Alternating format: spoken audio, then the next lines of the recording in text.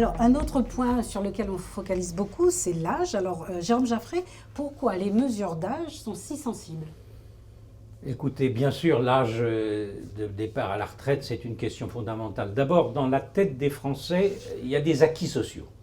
Et les acquis sociaux, c'est quelque chose de fondamental, comme leur nom l'indique. On ne revient pas facilement en arrière. Donc, la grande réforme qu'a fait la gauche en arrivant au pouvoir en 1981, c'est l'abaissement de l'âge légal de la retraite de 65 à 60 ans. Probablement est-elle allée trop fort à ce moment-là, car l'allongement de l'espérance de vie qui était déjà prévisible faisait qu'on aurait pu trouver sans doute un moyen terme, mais il y avait une symbolique extraordinaire. En particulier, encore dans ces années-là, les ouvriers n'avaient pas une espérance de vie à la retraite très considérable. Et donc, le fait de partir à la retraite dès 60 ans, c'était un facteur extraordinaire. Donc, attachement aux acquis sociaux, ça c'est un premier point. Vous avez par ailleurs, disons-le franchement, une relation assez mauvaise de beaucoup de salariés à leur travail. Et il faut comprendre que du coup, les salariés attendent la retraite comme une libération par rapport au travail. Et là, c'est une immense question pour les entreprises, qui intéresse aussi d'ailleurs AG2R, la mondiale, dans ses relations, je dirais, avec ses assurés.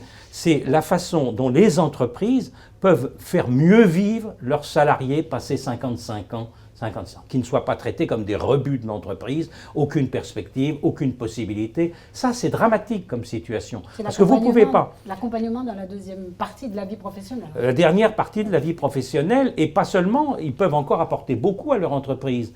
Et donc le fait qu'ils aient le sentiment qu'ils ne servent plus dans l'entreprise fait que l'attente de départ à la retraite est quelque chose du coup qui est évidemment une sorte de libération par rapport au travail. J'ajoute un autre élément qui est à prendre en considération sur ces affaires.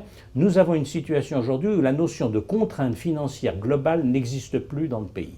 C'est-à-dire que vous pouvez parler de milliards d'euros, ça ne dit strictement rien aux Français. Vous pouvez annoncer que le déficit prévu est de 13 ou 14, entre 7 et 17 milliards. C'est comme si vous parliez autrefois en ancien franc, quasiment. Nous sommes dans les... Voilà. Et là, je dirais qu'il y a un recul de la rationalité dans le débat public assez inquiétant, me semble-t-il. C'est-à-dire qu'on n'a plus l'idée que les déficits qu'ils se creusent, il faudra bien les payer. Ces déficits créent de la dette. Cette dette risque à tout moment d'avoir des taux d'intérêt qui remontent et d'étrangler la situation financière du pays tout entier et donc de chaque Français dans sa vie quotidienne. Là, il y a un déficit. Alors derrière ça, si vous voulez, il faut bien comprendre que ne pas partir trop tôt à la retraite, le risque de cette réforme, si vous voulez, de la réforme par points, c'est de dire, je décide à tout moment quand je pars à la retraite, puisque j'aurai les points et que je peux évaluer.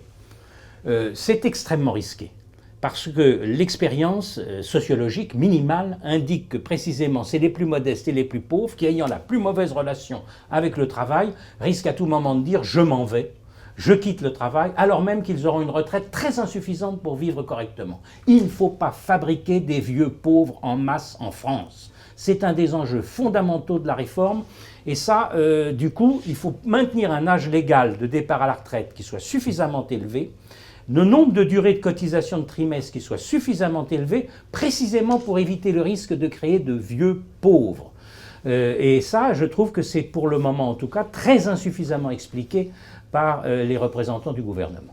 Alors justement, Philippe Crevel, devant tant de complexité, comment les Français peuvent se renseigner, comment faire des simulations, comment se retrouver? Parce qu'il y a encore beaucoup de flou et beaucoup d'interrogations. Avec l'engagement de la réforme de la retraite, est apparu des simulateurs sur Internet. Il faut faire très attention. En matière d'information, il y a les fake news et maintenant il y a les fake simulateurs où on peut donc évaluer sa pension dans le cadre du futur régime de retraite par points. Sauf que nul ne connaît aujourd'hui les équations, les paramètres, les données du futur régime de retraite par points. Donc là-dessus, j'appelle à la prudence tant que ce n'est pas inscrit dans le marbre de la loi, publié au journal officiel, et que des organismes sérieux aient mis en place le cercle de l'épargne, par exemple. Ou AG2R la mondiale, aient mis en place des simulateurs donc permettant de calculer la future pension avec le nouveau dispositif, je dis attention. Néanmoins, cela n'interdit pas de se renseigner déjà sur ce que l'on peut avoir dans le cadre des retraites actuelles, car même si on bascule dans le régime par points, il sera tenu compte, évidemment, de sa vie professionnelle passée pour rétablir la future pension. On ne va pas rayer d'un trait.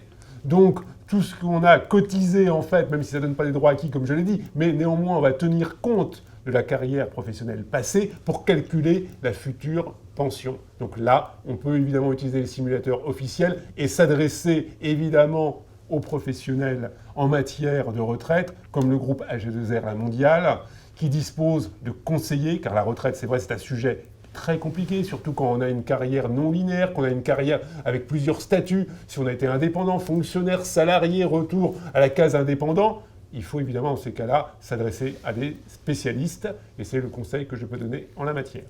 Merci. Quel serait, Jérôme Jaffray, pour le français, le véritable but de cette réforme? Dans l'idéal et le souhaitable, c'est bien les mêmes droits pour tous et la garantie d'un système de retraite qui fonctionne et à qui le pacte social qui a été conclu à la Libération, avec effectivement l'instauration de la sécurité sociale en particulier et des régimes de retraite, puisse se perpétuer dans un monde où les incertitudes règnent. Donc ça, les mêmes droits pour tous et un système qui peut durer, ce serait, je dirais, le satisfecit de la réforme.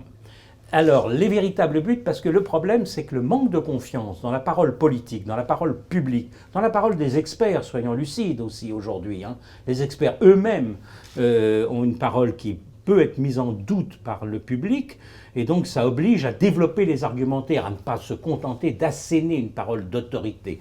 Le risque pour les Français, c'est que derrière ces mêmes droits pour tous, il s'agit de raboter la retraite. Voilà ce que pensent beaucoup de Français. On veut la raboter, la retraite, car la valeur du point... Alors certes, Emmanuel Macron, quand il a fait un grand débat à Rodez sur la retraite, il n'a pas duré 7 heures celui-là, seulement 3 heures, je veux dire, il était beaucoup plus raisonnable ce jour-là.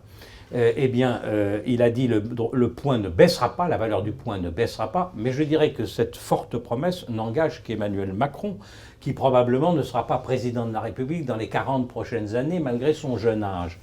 Et donc, nous avons une situation où il y a doute. Si la valeur du point doit diminuer, évidemment, à ce moment-là, le retraité qui aujourd'hui, même si on nous dit que ça n'est pas un droit acquis, le retraité se dit « je dispose de temps pour ma retraite et jusqu'à ma mort, je toucherai cette retraite ». Et si la valeur du point est considérée comme pouvant diminuer à tout moment, la valeur de ma retraite peut à tout moment ressembler à des assignats sous la Révolution française. Et donc on peut comprendre qu'il y ait une certaine inquiétude sur ce sujet. C'est un des points vraiment sur lequel... Et du coup, ça débouche sur la question de la gouvernance. Qui gouvernera le système par points? Dans l'enquête que nous avons évoquée du Cercle de l'épargne et d'Amphithéâtre, dans notre enquête annuelle, nous avons posé la question de qui doit gérer ce nouveau système de retraite entre l'État et les partenaires sociaux. Je vous le dis tout net, il n'y a pas photo. Certainement pas l'État, et en tout cas pas l'État tout seul. Les partenaires sociaux doivent être associés à la gouvernance. Et là, c'est un des éléments qui fait l'extraordinaire importance que les syndicats ne soient pas quand même dans une situation où ils se trouveraient par un affrontement trop brutal, écartés de la future gouvernance, en disant d'eux-mêmes, par exemple, puisque c'est comme ça, nous ne participerons pas à la gouvernance. Car ce serait un sujet d'inquiétude beaucoup plus majeur encore pour les Français. Il faut que les syndicats représentants des salariés soient associés à la gouvernance du système pour faire précisément entendre la voix des salariés et éviter les risques que je dis, que derrière le but très noble de donner les mêmes droits pour tous, on aboutisse à une situation où on ait de moins en moins de droits.